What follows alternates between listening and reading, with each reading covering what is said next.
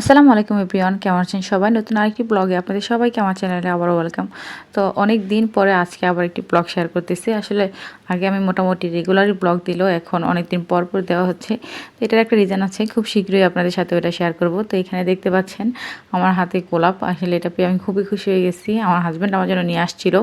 তো এই ফুলটা আসলে অনেক আগে আনার কথা থাকলেও সে অনেক পরে আনছে। যাই হোক, ওই দিন একটা কারণ ছিল আনার জন্য, তো ওই জন্য আনছে। তো আমি দেখে অনেক ভালো লাগলো, তো ভাবলাম আচ্ছা এটাকে একটু রেখে দিই যত্ন করে কয়েকটা দিন। সে খুব সুন্দরভাবে গোলাপটা মুড়িয়ে নিয়ে আসছে। তো এখানে আমি একটা যে ফুলের দানি বা ফুল টব যেটাই বলে না কেন, এটা নর্মালি একটা সসের বোতল ছিল, তো এটাকে একটু মডিফাই করে একটা ভালো সুন্দর ফুলদানি বানানোর চেষ্টা করছিলাম। কিন্তু কি বলবো, এই কাজটা আমি এখন পর্যন্ত কমপ্লিট করতে পারি নাই।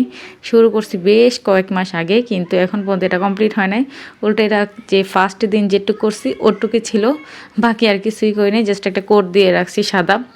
তো কী করার, আর যেহেতু কমপ্লিট হয় না তো এমনিতেই রেখে দিয়েছিলাম, আসলে সময় সুযোগ করে আর আলসামিও বলা যায়, সব মিলে এটা কমপ্লিট করা হয়নি।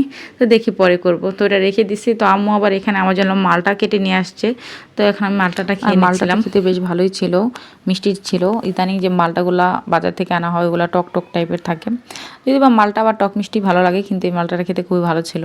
তো আমি মালটা খাচ্ছিলাম। আর আজকে আমাদের বাসায় আমরা চটপটির আয়োজন করছি অনেক দিন পরে। আসলে চটপটিটা আমাদের বাসায় প্রায় আমরা নিজেরাই বানিয়ে খাই, বাইরে থেকে আনা থেকে মনে হয় যে বাসারটাই ভালো, আর এটা খেতেও ভালো লাগে, নিজের মতো মডিফাই করে খাওয়া যায়। কিন্তু বাইরে থেকে যেটা আমরা আনি ওটা ছিল ওনাদের মন মতো ওনারা দিয়ে রাখে ইনগ্রিডিয়েন্টসগুলো, যার কারণে সবসময় সব দোকানের বা সব জায়গায় চটপটি ভালো লাগে না। তো মেজা আপু আজকে চটপটি বানাবে, তো এইখানে ও সব কিছু রেডি করে রাখছে, আলুটা সিদ্ধ করে দেন ম্যাশ করে নিতেছে।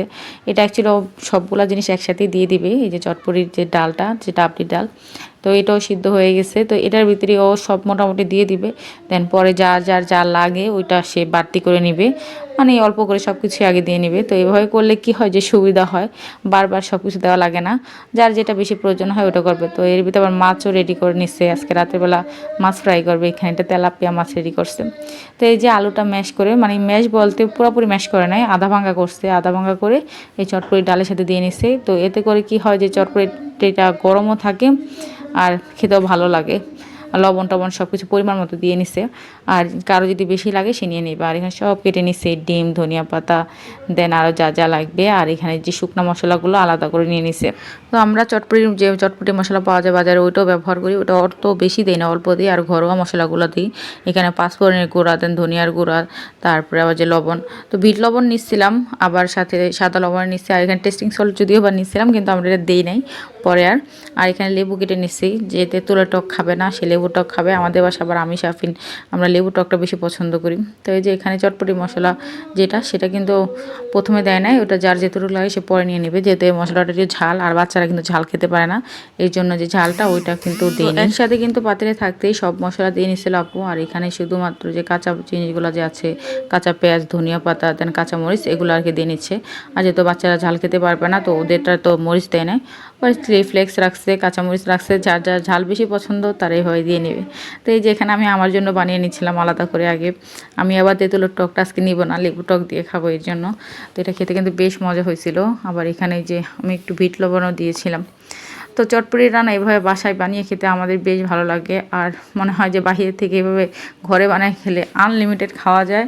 মানে এরকম লাগে যে চটপটি খেয়ে পেট ভরে ফেলে, যে রাত্রে আর খায় না। আমার ভাগিনাই কাজ করে, সে অনেকগুলো করে চটপটি খায়, যেদিন বাসায় চটপটি বানানো হয় দেন রাত্রে খাওয়া দাওয়া তার অফ থাকে আর কি, ওই দিন আর রাতে খাবে না, সে চটপটি খেয়ে পেট ভরবে এরকম। তো আর কি, এই যে সবাই মিলে খাচ্ছিলাম এখানে, আর পরিবারের সবাই মিলে এভাবে খেতে কিন্তু বেশ ভালো লাগে। আমাদের বাসায় প্রায় যখন আমরা সবাই একসাথে হই এরকম আয়োজন করা হয়। তো এতদিন তো সবাই একসাথেই ছিলাম, এখন সবাই যার যার গন্তব্যস্থলে আছি। তো ইনশাল্লাহ যখন আবার একসাথে হবো এরকম আবার বানিয়ে খাবো। যখন দুলাভাই ছিল তখন তো আমরা বারবিকিউ পার্টি করতাম, কিন্তু এবার আর করা হয়নি। তো দুলাভাই আসলে আমাদের জন্য অনেক স্পেশাল একজন পার্সন, সেই সব কিছু ম্যানেজ করতো সবসময়, আমাদের কষ্ট অনেক কম হতো। তো যাই হোক, আজকের মধ্যে এতটুকুই। ভিডিওটি ভালো লাগলে একটি লাইক দিবেন, আর কমেন্ট করে অবশ্যই জানাবেন কেমন লেগেছে। আমার চ্যানেলে যারা নতুন আছেন তারা চ্যানেলটি সাবস্ক্রাইব করে আমার সাথে থাকবেন। আল্লাহ হাফিজ, আসসালামু আলাইকুম।